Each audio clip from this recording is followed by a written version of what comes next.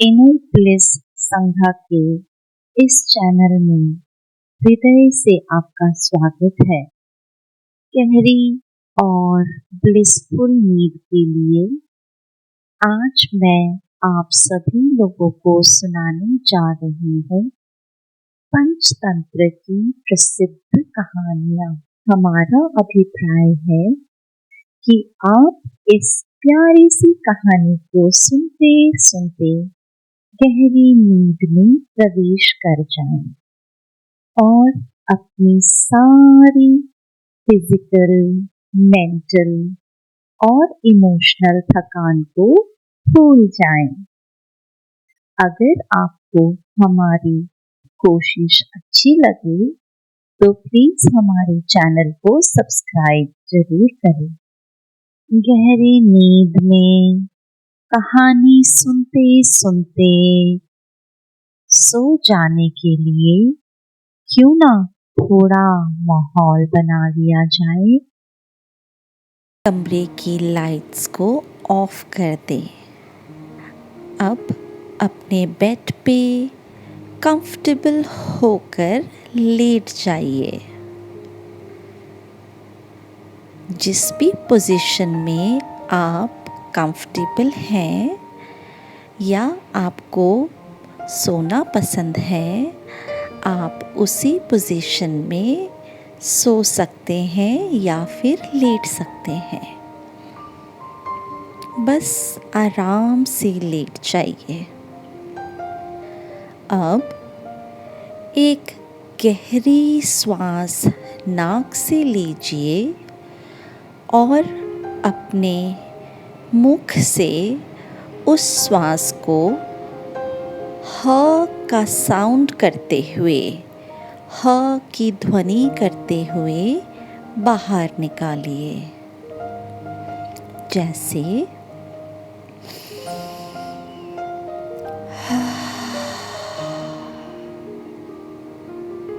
एक बारी और गहरी श्वास नाक से लीजिए और सारी थकान और स्ट्रेस को अपने मुख से ह की ध्वनि के साथ बाहर निकाल दीजिए।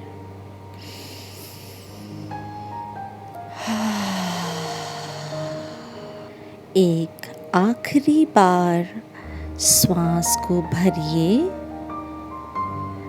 श्वास को अपनी नाभि तक लेकर के जाइए। जब आप श्वास को भरेंगे नाक से तो आपका पेट बाहर की ओर फूलेगा जैसे कि कोई गुब्बारा हो। 5 सेकंड के लिए आप अपने श्वास को अपने नाभि पर होल्ड कीजिए और फिर मुख से श्वास को बाहर निकाल दीजिए।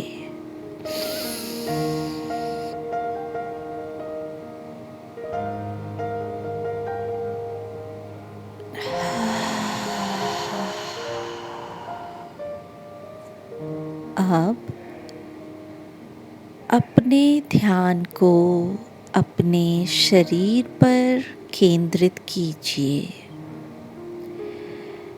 तकिए को महसूस कीजिए। गद्दे को महसूस कीजिए। आप अब अपने ध्यान को पैरों की उंगलियों पर केंद्रित कर दीजिए। दोनों पैरों की उंगलियों पर अपने ध्यान को लेकर के जाइए। आपके पैरों की उंगलियां शांत और शिथिल हो रही हैं। पैरों के तलवे शांत और शिथिल हो रहे हैं। अपने ध्यान को अब आप अपने पूरे पैरों पर महसूस कीजिए। प्राण वायु पैरों तक पहुंच रही है।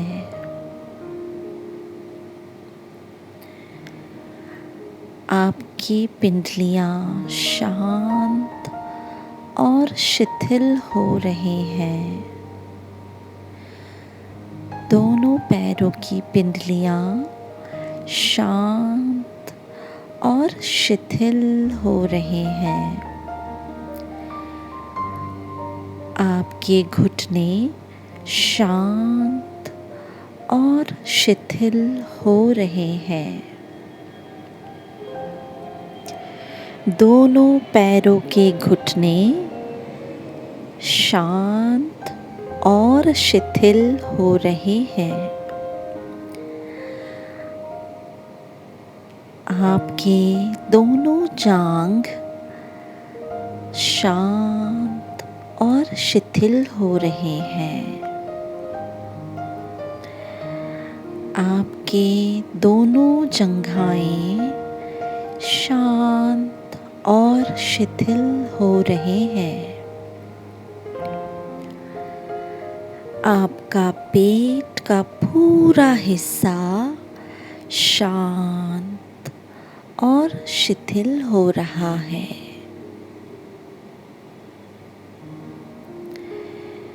पेट का पूरा हिस्सा शांत और शिथिल हो रहा है।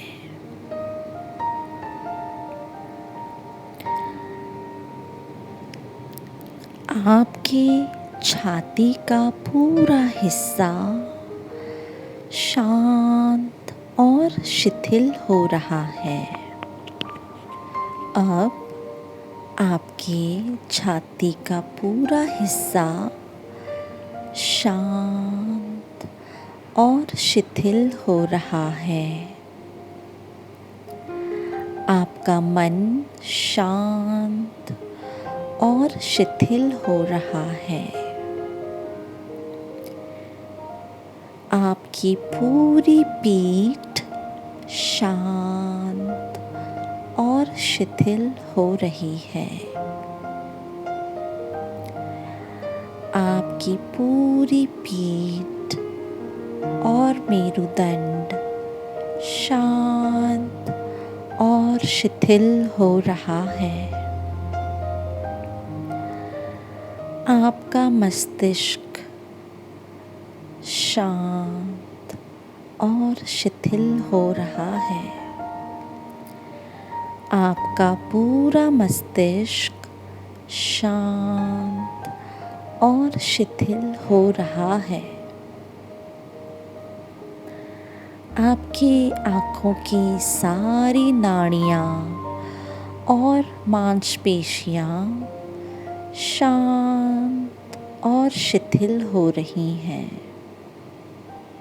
आपकी आँखों की सारी नाड़ियाँ और मांसपेशियाँ शांत और शिथिल हो रहे हैं।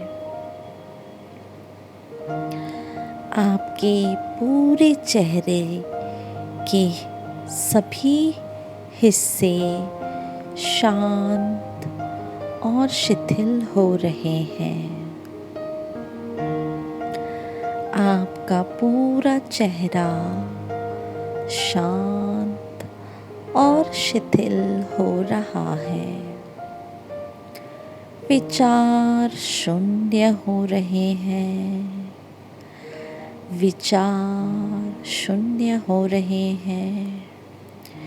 विचार शून्य हो रहे हैं। आपका पूरा शरीर शिथिल और शांत हो रहा है। आपका पूरा शरीर शिथिल और शांत हो रहा है। विचार शांत हो रहे हैं। विचार शांत हो रहे हैं।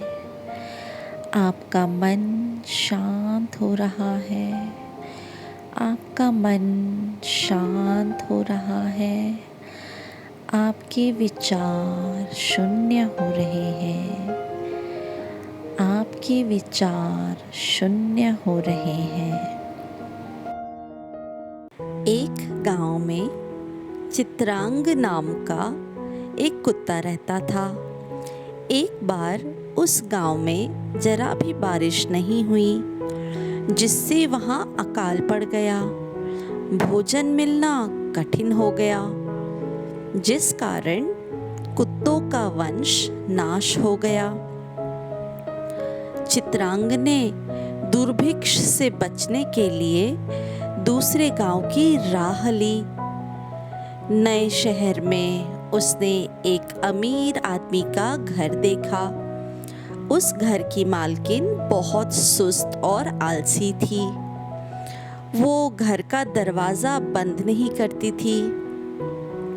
चित्रांग प्रतिदिन उस खुले घर में जाकर खाना चुराकर जी भरकर खाया करता था। एक दिन जब वो खाना खाकर घर से बाहर निकला तो आसपास के कुत्तों ने उसे घेर लिया। भयंकर लड़ाई हुई और चित्रांग घायल हो गया। वो हिलडुल भी नहीं पा रहा था। इस दुख की घड़ी में उसे अपना परिवार और मित्र याद आने लगे। उसने सोचा, ओह, मैंने यहाँ आकर बहुत बड़ी गलती कर दी। इससे तो अपना गांव ही अच्छा था। दुर्भिक्ष था, पर जान के दुश्मन कुत्ते तो नहीं थे। जीवन के लिए इस प्रकार लड़ना तो नहीं पड़ता था। मुझे अपने गांव वापस चले जाना चाहिए। ये सोचकर वो वापस अपने घर आ गया। उसे वापस घर आया देखकर उसके परिजन और मित्र बहुत खुश हुए। इस छोटी सी कहानी से हमें ये सीख मिलती है कि अपनों का साथ नहीं छोड़ना चाहिए। एक घने जंगल में कराल केसर नाम का एक शेर रहता था। घुसरक नाम का एक स्वामी भक्त सेवक गीदड़ भी उसके साथ रहता था। एक बार एक हाथी से लड़ते हुए शेर बुरी तरह घायल हो गया। उसकी टांग टूट गई और हिलना भी कठिन हो गया। शेर और गीदड़ दोनों भूख से व्याकुल थे। एक दिन शेर ने गीदड़ से कहा, तुम किसी शिकार को यहाँ ले आओ। मौका देकर मैं उसे मार डालूंगा, फिर हम दोनों भर पेट खाएंगे। गीदड़ शिकार की खोज में निकला। जंगल में लंबकर्ण नाम का एक गधा रहता था। गीदड़ ने उस गधे को घास चरते हुए देखा। गीदड़ ने पास जाकर उससे कहा, कैसे हो मित्र? बड़े दुबले पतले लग रहे हो, क्या बात है? गधे ने उत्तर दिया, हाँ मित्र, क्या कहूँ, मेरा मालिक मेरी पीठ पर बहुत बोझ लादता है और खाना भी बहुत कम देता है। गीदड़ बोला, ये तो बड़ी दुख की बात है। तुम मेरे साथ चलो, मैं तुम्हें एक ऐसी सुंदर जगह दिखाता हूँ जहाँ ताजी हरी घास है और पास ही में एक निर्मल जल का जलाशय भी है। तुम प्रसन्नता पूर्वक वहाँ रह भी सकते हो। गधा गीदड़ के प्रस्ताव से प्रसन्न होकर उसके साथ चल पड़ा और शेर की गुफा में पहुंच गया। भूखा शेर गधे को देखते ही उस पर झपट पड़ा, पर निशाना चूक गया। अकस्मात आक्रमण से भयभीत गधा घबराकर सिर पर पैर रखकर भाग खड़ा हुआ। गीदड़ ने शेर से कहा, महाराज, आपने मेरे उपाय पर पानी फेर दिया, आपको इतनी भी क्या जल्दी थी? लज्जित होते हुए शेर ने कहा, शिकार देखकर मैं अपनी भूख पर काबू नहीं रख सका, हड़बड़ में गड़बड़ हो गया। गीदड़ ने कहा, अच्छा, एक बार और प्रयत्न करके आपके पास उसे लेके आता हूँ, पर सावधान रहिएगा, इस बार कोई गड़बड़ ना हो। गीदड़ गधे की खोज में गया। वो नदी किनारे चर रहा था। गधे ने गीदड़ को देखकर पूछा, तुम फिर क्यों आए हो? वो तुम्हारा मित्र कौन था? उसने तो मुझे मार ही दिया था, मैं बहुत डर गया हूँ। गीदड़ ने हंसते हुए कहा, अरे मित्र, तुम कितने भोले हो, वो गर्द भी तुम्हें देखकर आलिंगन करने उठी और तुम वहाँ से भाग आए। उसे तुमसे प्रेम हो गया है, वो तुम्हारे बिना जीवित नहीं रह सकेगी, चलो मेरे साथ चलो। मूर्ख गधा गीदड़ पर विश्वास कर उसके साथ फिर से चल पड़ा। वहां पहुंचते ही प्रतीक्षारत शेर उस पर टूट पड़ा और उसे मार डाला। ये कहानी हमें ये शिक्षा देती है कि मूर्खता विनाश की ओर ले जाता है। एक गांव में समरधीर नाम का एक कुम्हार मिट्टी के तरह तरह के बर्तन बनाकर अपनी आजीविका चलाता था। अपने बर्तनों को बाजार में बेचकर एक दिन वो जल्दी जल्दी घर आ रहा था। शाम ढल रही थी। रास्ते में पड़ा पत्थर उसे दिखाई नहीं दिया। ठोकर खाकर वो वहीं गिर पड़ा। सिर पर रखे मिट्टी के बर्तन भी गिरकर टूट गए। उनमें से घड़े का नुकीला टुकड़ा उसके माथे और गाल में चुभ गए। घाव बहुत गहरा था। कुम्हार को ठीक होने में कई महीने लग गए, पर उसका निशान माथे और गाल पर रह गया। बारिश नहीं होने के कारण कुछ दिनों बाद भयंकर अकाल पड़ा और लोगों को गांव छोड़कर जाना पड़ा। कुम्हार भी अपना गांव छोड़कर सुदूर देश चला गया और वहां राजा की सेना में भर्ती हो गया। एक दिन राजा ने उसके चेहरे पर निशान देखकर यह समझा कि अवश्य ही वो कोई बहादुर योद्धा है, तभी इसके चेहरे पर इतने बड़े जख्म का निशान है। राजा ने अपने सेनापति को बुलाकर कहा, इसके चेहरे के जख्मों के निशान को देखो, ये अवश्य ही महान योद्धा है, इसे आदर दिया जाए। हम लोग भाग्यशाली हैं जो हमारी सेना में ऐसे वीर हैं। ये कहकर राजा ने उसे अपनी सेना में उच्च पद पर आसीन करा दिया। राजा के भय से कोई कुछ न कर पाया। राजा उसे पसंद करते थे, इस कारण सभी उसका सम्मान करते थे। एक दिन अपनी सेना का निरीक्षण करते समय यूं ही राजा ने समरधीर से पूछा, वीर, तुम्हारे मुख पर ये घाव किस संग्राम में किस शत्रु से सामना करते हुए लगा था? समरधीर ने कहा, महाराज, ये घाव हथियार का नहीं है, मैं तो एक कुम्हार हूँ। एक दिन घर लौटते समय जल्दी में मैं गिर पड़ा था और एक नुकीला ठीकरा चुभ गया था। ये उसी का निशान है। ये सुनते ही क्रोध से कांपते हुए राजा ने सैनिकों को बुलाकर कहा, इसे यहाँ से ले जाओ और राज्य से बाहर निकाल दो। समरधीर ने राजा के चरणों में गिरकर अनुनय विनय किया, महाराज, एक बार मुझे मेरा युद्ध कौशल दिखाने का अवसर तो दीजिए। किंतु राजा ने एक न सुनी। उसने कहा, तुम भले ही सर्वगुण संपन्न हो, शूर हो, पराक्रमी हो, पर हो तो कुम्हार ही। इससे पहले और लोग ये जाने कि तुम एक कुम्हार हो, यहाँ से चले जाओ। ये कहानी हमें ये शिक्षा देती है कि सफलता के लिए सही शिक्षा भी आवश्यक है।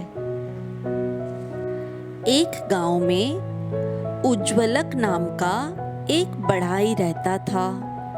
वो बहुत गरीब था। उसके साथ वाले सभी बढ़ाई उससे धनी थे, केवल वही अकेला गरीब था। इस बात से वो बहुत दुखी था। उसे लगा कि इस गांव में वो कभी भी उन्नति नहीं कर पाएगा। अतः अपना भाग्य आजमाने वो दूसरे गांव के लिए चल दिया। चलते चलते वो एक पहाड़ी पर पहुंचा।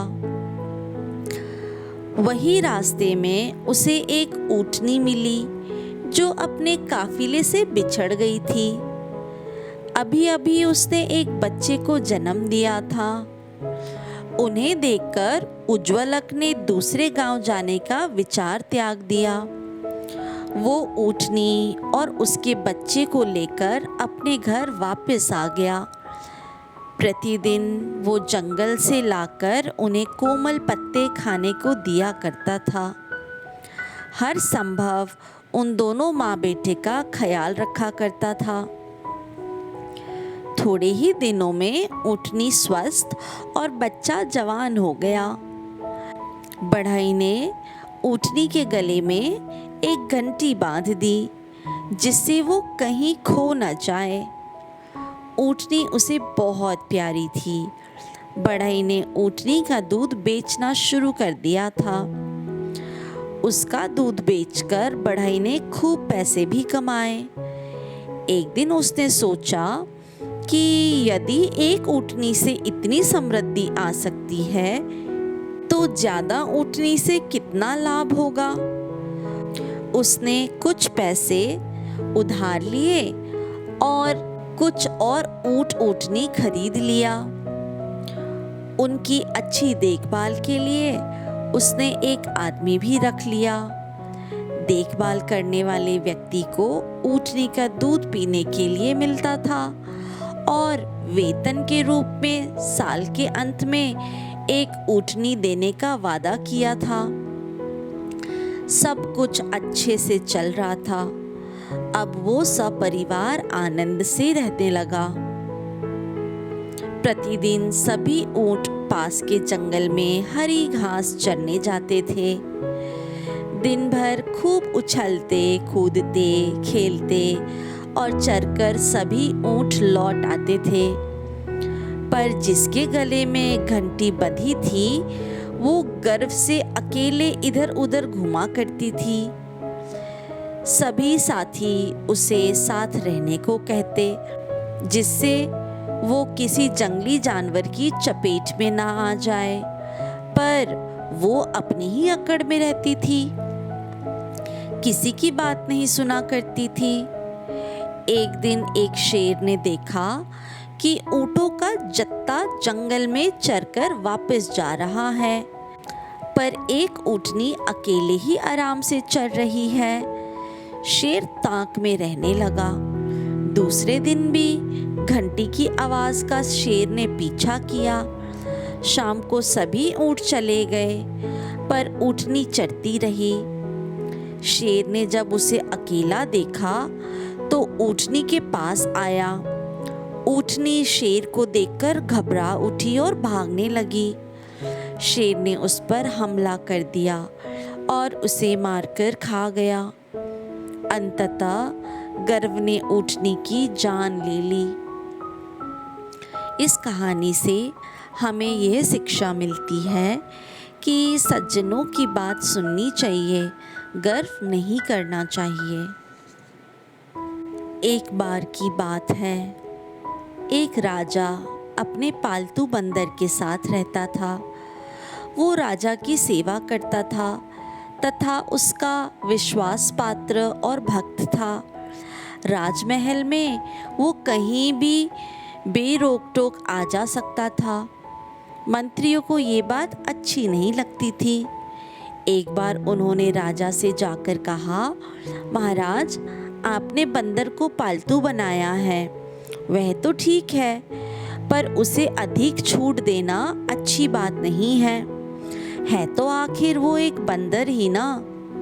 वो कभी भी एक चतुर और स्वामी भक्त सेवक का स्थान ग्रहण नहीं कर सकता है। आज नहीं तो कल कहीं वो आपके लिए कोई मुसीबत ना खड़ी कर दे। आपको सावधान रहना चाहिए। बंदर को इतनी छूट देकर आप अपना ही बुरा कर रहे हैं। मंत्रियों की सलाह राजा को पसंद नहीं आई, बल्कि वो उन पर उल्टा नाराज हो गया और उसने बंदर को अपना प्रमुख सलाहकार बना लिया।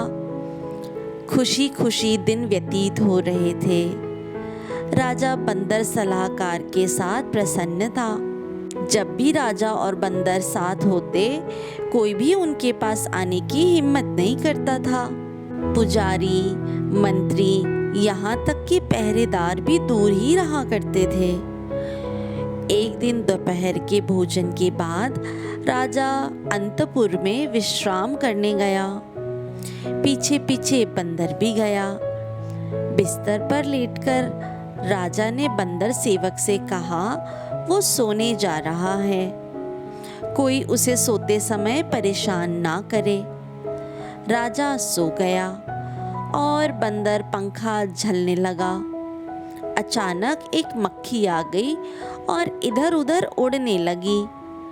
पंखे से बंदर उसे बार बार हटाता, पर वो बार बार आकर राजा के ऊपर कभी कहीं तो फिर कभी कहीं बैठ जाया करती थी। काफी देर बाद बंदर को क्रोध आ गया और उसने सोचा, इस मक्खी का साहस मेरे मालिक को परेशान करने का हुआ कैसे? अभी मैं इसे मजा चखाता हूँ। बंदर ने इधर उधर देखा तो उसे राजा के पास एक कटार पड़ा दिखाई दिया।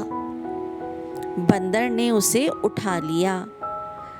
फिर से जब मक्खी राजा के सर के ऊपर बैठी तो उसने कटार हाथ में ले लिया। बंदर निशाना साधना ही चाहता था कि मक्खी उड़ गई, पर फिर वो राजा के पेट पर जाकर बैठ गई। बंदर ने इस बार खींचकर निशाना साधकर मक्खी को मार दिया। मक्खी तो झट से उड़ गई, पर कटार सीधे राजा के पेट में धंस गया। बंदर के इस मूर्खतापूर्ण व्यवहार से राजा की मृत्यु हो गई और बंदर आश्चर्यचकित सा सब समझने की चेष्टा करता रहा। इस कहानी से हमें ये शिक्षा मिलती है कि मूर्ख सेवकों से अच्छा बिना सेवकों के रहना ही अच्छा है। एक तालाब में 3 मछलियां रहती थीं। अनागत विधाता, प्रत्युत्पन्नमति और यद भविष्य। अनागत विधाता और प्रत्युत्पन्नमति बहुत ही मेहनती और व्यवहारिक थे, जबकि यद भविष्य भाग्यवादी थी। एक दिन उधर से जाते हुए 2 मछुआरों ने देखा कि तालाब में बहुत सारी मछलियां हैं। एक ने तालाब का निरीक्षण किया और दूसरे से बोला, मित्र, उस तालाब में देखो, मछलियां भरी पड़ी हैं। हमें जितनी मछलियां चाहिए इस तालाब में मिल सकती हैं। इससे हमारी सारी समस्याएं दूर हो जाएंगी। कल सुबह हम लोग इस तालाब में जाल डालेंगे और अपना भाग्य आजमाएंगे। दूसरा मछुआरा इस प्रस्ताव से खुशी खुशी सहमत हो गया और अगले दिन आने का निश्चय कर दोनों चले गए। अनागत विधाता ने मछुआरों की बात सुनकर सभी मछलियों को बुलाया और कहा, मित्रों सुनो सुनो, बहुत बड़ी मुसीबत आने वाली है। मैंने 2 मछुआरों की बातें सुनी हैं।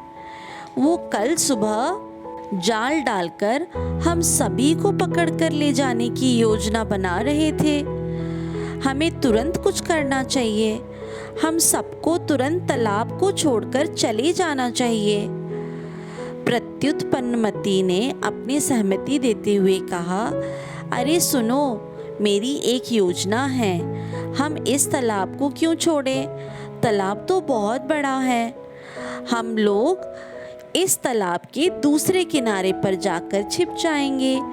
मछुआरे हमें पकड़ ही नहीं पाएंगे। इस पर यद भविष्य ने हंसते हुए कहा, अरे डरपोको, हम क्यों अपना तालाब छोड़े? हम यहाँ बहुत समय से रह रही हैं। अभी तक एक भी मछली नहीं पकड़ी गई है।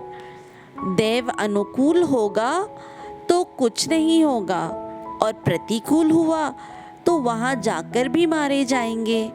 इसलिए मैं तो नहीं जाऊंगी।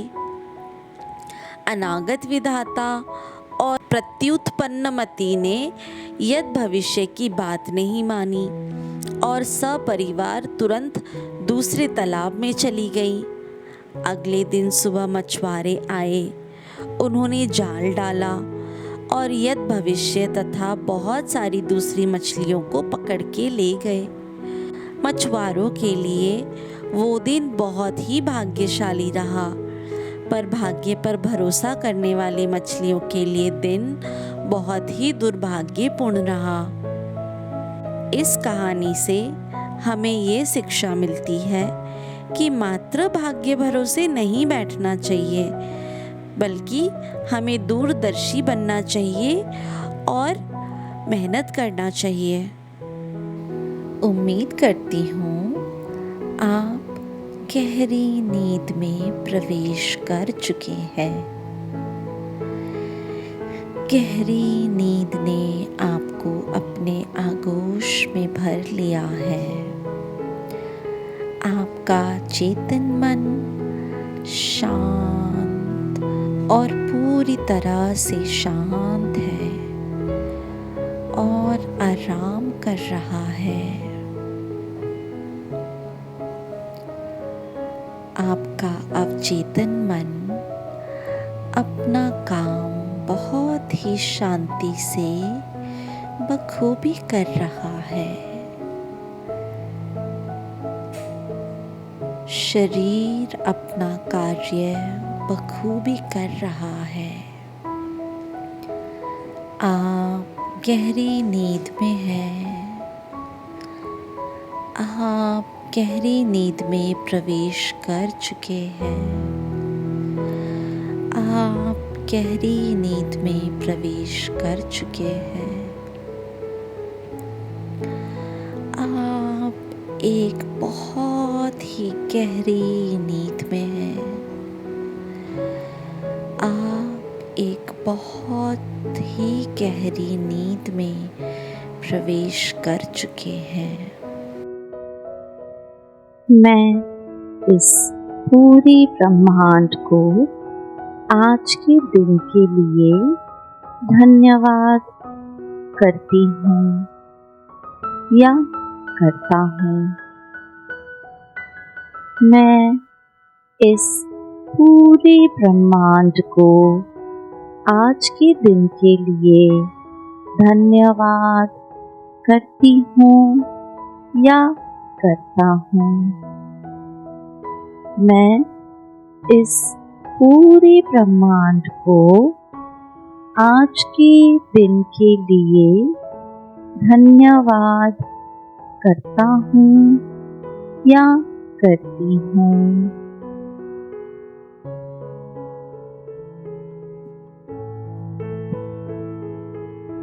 मैं धन्यवाद करती हूँ या करता हूँ उस विधाता का जिन्होंने मुझे बनाया और यह जीवन प्रदान किया है। मैं धन्यवाद करती हूँ या करता हूँ उस विधाता का जिन्होंने मुझे बनाया है और यह जीवन प्रदान किया है। मैं धन्यवाद करती हूँ या करता हूँ उस विधाता का जिन्होंने मुझे बनाया और यह जीवन प्रदान किया है। मैं जिंदा हूँ, स्वस्थ हूँ और मस्त हूँ। मैं बहुत खुश हूँ और मेरा मन पॉजिटिव ऊर्जा से भरा हुआ है। मैं जिंदा हूँ, स्वस्थ हूँ और मस्त हूँ। मैं बहुत खुश हूँ और मेरा मन पॉजिटिव ऊर्जा से भरा हुआ है। मैं जिंदा हूँ, स्वस्थ हूँ और मेरा मन पॉजिटिव ऊर्जा से भरा हुआ है। मैं मस्त हूँ और बहुत खुश हूँ।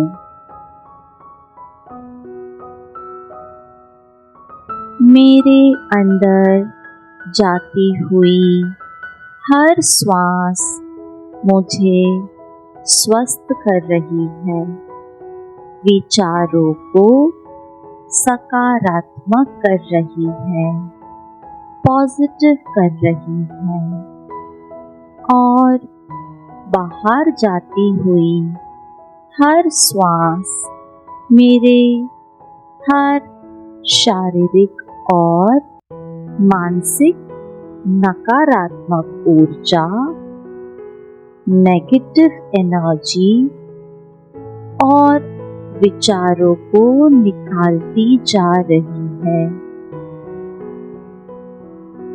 मेरे अंदर जाती हुई हर श्वास मुझे स्वस्थ कर रही है, विचारों को सकारात्मक पॉजिटिव कर रही है और हर बाहर जाती हुई श्वास मेरे हर शारीरिक और मानसिक नकारात्मक ऊर्जा, नेगेटिव एनर्जी और नेगेटिव विचारों को निकालती जा रही है। मेरे अंदर जाती हुई हर श्वास मुझे स्वस्थ कर रही है, विचारों को सकारात्मक और पॉजिटिव कर रही है और मेरी हर बाहर जाती हुई श्वास मेरे शारीरिक और मानसिक नकारात्मक ऊर्जा यानी नेगेटिव एनर्जी और नेगेटिव विचारों को निकालती जा रही है। मेरा मन बहुत शांत और आनंदमयी महसूस कर रहा है। मेरा मन बहुत शांत और आनंदमय महसूस कर रहा है। मेरा मन बहुत शांत और आनंदमय महसूस कर रहा है। मेरा मन बहुत शांत और आनंदमय महसूस कर रहा है। मैं अपने अतीत की हर बुरी घटना से उबरकर बाहर आ चुकी हूँ या आ चुका हूँ। मैं अपने अतीत की हर बुरी घटना से उबरकर बाहर आ चुकी हूँ या आ चुका हूँ। मैं अपने अतीत की हर बुरी घटना से उबरकर बाहर आ चुकी हूँ या आ चुका हूँ। जाने अनजाने में मुझसे जो भी गलतियाँ हुई हैं, उसके लिए मैं खुद को माफ़ करती हूँ या माफ़ करता हूँ। मैं जाने अनजाने में मुझसे जो भी गलतियाँ हुई हैं, उसके लिए मैं खुद को माफ़ करता हूँ या फिर करती हूँ। जाने अनजाने में मुझसे जो भी गलतियाँ हुई हैं, उसके लिए मैं खुद को माफ़ करता हूँ या फिर माफ़ करती हूँ।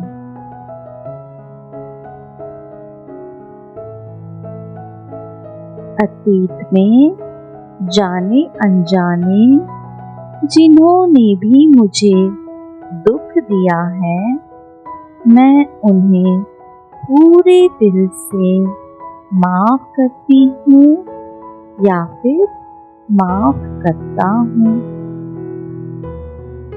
अतीत में जाने अनजाने जिन्होंने भी मुझे दुख दिया है, मैं उन्हें पूरे हृदय से माफ़ करती हूँ या फिर माफ़ करता हूँ। अतीत में जाने अनजाने जिन्होंने भी मुझे दुख दिया है, मैं उन्हें पूरे दिल से माफ़ करती हूँ या फिर माफ़ करता हूँ। मेरा ध्यान सिर्फ और सिर्फ मेरे लक्ष्य पर केंद्रित है। मेरा ध्यान सिर्फ और सिर्फ मेरे लक्ष्य पर केंद्रित है। मेरा ध्यान सिर्फ और सिर्फ मेरे लक्ष्य पर केंद्रित है। मैं एक कॉन्फिडेंट इंसान हूँ। मैं एक कॉन्फिडेंट इंसान हूँ। मैं एक कॉन्फिडेंट इंसान हूँ। मैं अपने समय का उपयोग बहुत ही अच्छे से करती या करता हूँ। मैं अपने समय का उपयोग बहुत ही अच्छे से करती हूँ या करता हूँ। मैं अपने समय का उपयोग बहुत ही अच्छे से करती हूँ या करता हूँ। मेरा मन विपरीत स्थितियों में भी शांति और समझदारी से कार्य करता है। मेरा मन विपरीत स्थितियों में भी शांति और समझदारी से कार्य करता है। मेरा मन विपरीत स्थितियों में भी शांति और समझदारी से कार्य करता है। मैं सफलता हासिल करने के लिए तैयार हूँ। मैं सफलता हासिल करने के लिए तैयार हूँ। मैं सफलता हासिल करने के लिए तैयार हूँ।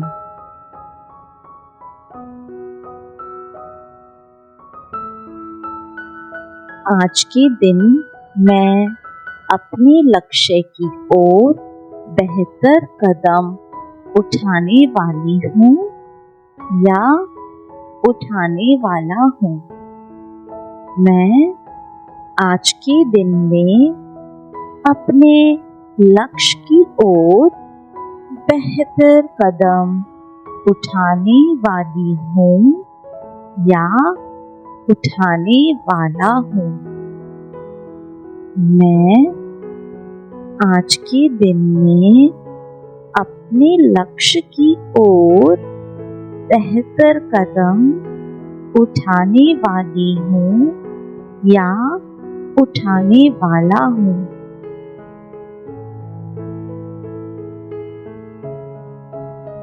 मैं भरपूर ऊर्जा से भरा हुआ या फिर भरी हुई उठती हूँ या उठता हूँ। मैं भरपूर ऊर्जा से भरी हुई या भरा हुआ हूँ। मैं भरपूर ऊर्जा से भरी हुई या भरा हुआ हूँ। मैं भरपूर ऊर्जा से भरी हुई या भरा हुआ हूँ।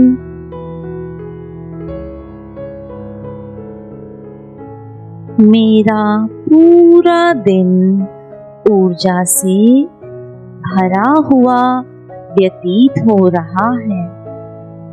मेरा पूरा दिन ऊर्जा से भरा हुआ व्यतीत हो रहा है। मेरा पूरा दिन ऊर्जा से भरा हुआ व्यतीत हो रहा है। मेरा पूरा दिन ऊर्जा से भरा हुआ व्यतीत हो रहा है। मेरे चारों ओर पॉजिटिव एनर्जी से भरे हुए लोग हैं। मेरे चारों ओर पॉजिटिव एनर्जी से भरे हुए लोग हैं। मेरे चारों ओर पॉजिटिव एनर्जी से भरे हुए लोग हैं। सब लोग मुझे सहयोग करते हैं। मेरी मदद करने के लिए तत्पर रहते हैं। सब लोग मुझे सहयोग करते हैं। मेरी मदद करने के लिए तत्पर रहते हैं। सब लोग मुझे सहयोग करते हैं। मेरी मदद करने के लिए तत्पर रहते हैं। सब लोग मुझे सहयोग करते हैं और मेरी मदद करने के लिए तत्पर रहते हैं। मैं बहुत सकारात्मक और प्रेरित महसूस करती हूँ या करता हूँ। मैं बहुत सकारात्मक और प्रेरित महसूस करती हूँ या करता हूँ।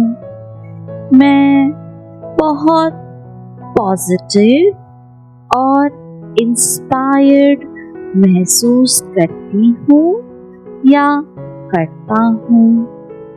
मैं बहुत पॉजिटिव और मोटिवेटेड महसूस करती हूँ या करता हूँ।